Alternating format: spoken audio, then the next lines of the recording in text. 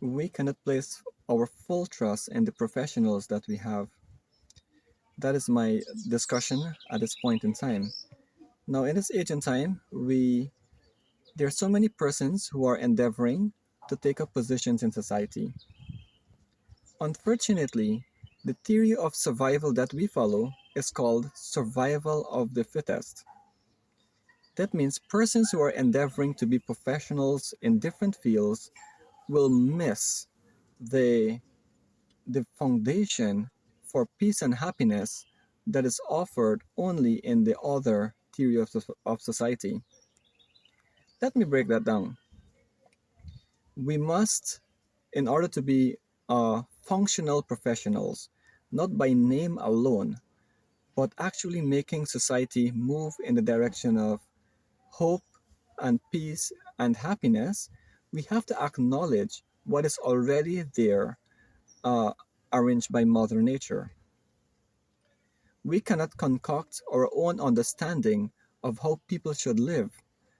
Rather, we have to acknowledge that people by themselves or people already have a natural way that they should be living. In my previous recordings, I have mentioned many times about this foundation, the foundational happiness that is provided by Mother Nature. So, if we cannot respect a natural or the natural foundation for happiness, we are just imposing artificial foundations no matter who we are, no matter what kind of professionals we pose to be. So nature has arranged that the reward called peace and happiness is provided when families are empowered to take survival in their own hands. When families take survival in their own hands, not depending on others, then there is peace and happiness because that ensures survival is happening. So peace and happiness comes from the hormone serotonin, and it's the happy hormone. The temporary hormone is called dopamine, and that's basically the pleasure hormone. So in this world today, the professionals are trying to have superficial encouragements and so on to have some dopamine going. But we need to step back a little and respect that we have missed the most important step. We have missed the step of ensuring and acknowledging that families need to live self-sufficient. Families, the more you depend on others and that dependency is not satisfied, the more disappointed the family is going to be. So that is the principle for peace and happiness. Do not make families disappointed or cause themselves to become disappointed. We must encourage families to be self-sufficient. Now, this thing called gardening, as I mentioned sometime before, I'm sure you have heard, this thing called gardening is the single most important thing that can never be underestimated. Gardening is the natural reason for family bonding or the natural basis for family bonding. It provides, of course, the good health for the individual. It provides, as I mentioned, family bonding, and it also provides social stability in the long run. So I am might be talking fairy tale here, but still people have understanding that this is true. So garden situation of fruits, vegetables, herbs, and collecting fresh rainwater by families is the basis for family bonding, personal health, and social stability. What rain cannot fill, dew will not be able to fill. If we cannot respect the natural way of living as a foundation, then nothing else will work as a foundation. Our superficial lifestyle, superficial motivation will all go in vain. We know all kinds of programs were foiled, were flopped in the past because they were unsustainable. Programs that are invented by mankind, they all fail because there's no foundation. So let's encourage each other that to exemplify or at least to talk about, to discuss a self sufficient lifestyle for families is the way forward. It is not, um, it's not an old something, it's not outdated. It is always original and genuine. So, when we look at our children, sometimes we look at children, they're so beautiful, they're like angels, right? And we make so many kinds of promises. Yes, I will give you I will try my best that my children will be safe, they'll be happy, and they'll have a bright future. But all of that will become dreams, simply dreams, if we cannot do or set the foundation right. So we need to understand that we are all conditioned by survival of the fittest culture.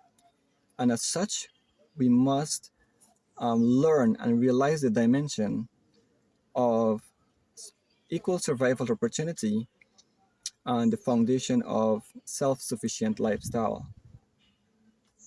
Okay, we must realize the importance of a self-sufficient humane lifestyle.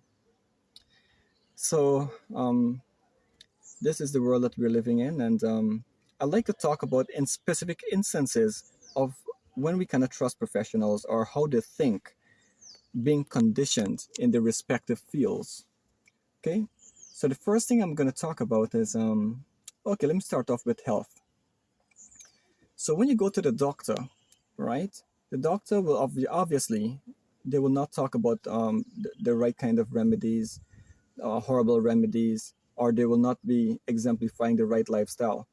They'll be talking about all kinds of prescriptions, right? They want to get rid of you out of the hospital, it seems, as quickly as possible, right?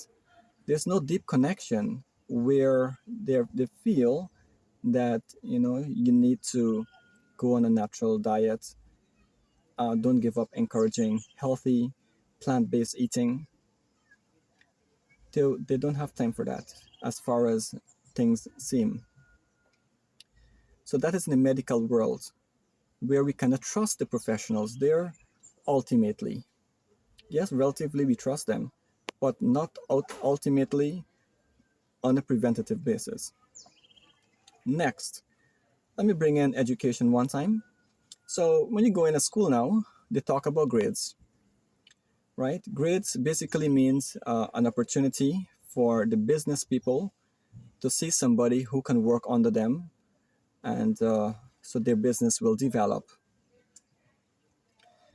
So when people get good grades, basically they leave the country, and good grades ultimately, uh, you still have to spend so much of money behind food, or spend so much of money behind, or attention behind a self-sufficient lifestyle. So these grades, they cause an illusion on the individual that go with the flow lifestyle is it. That's the illusion that is in the educational system all across the world, that you know what, you need to just function under a business, you get your money, and you ride the waves of consumerism. You spend and you buy things, and like that, you think about yourself, right?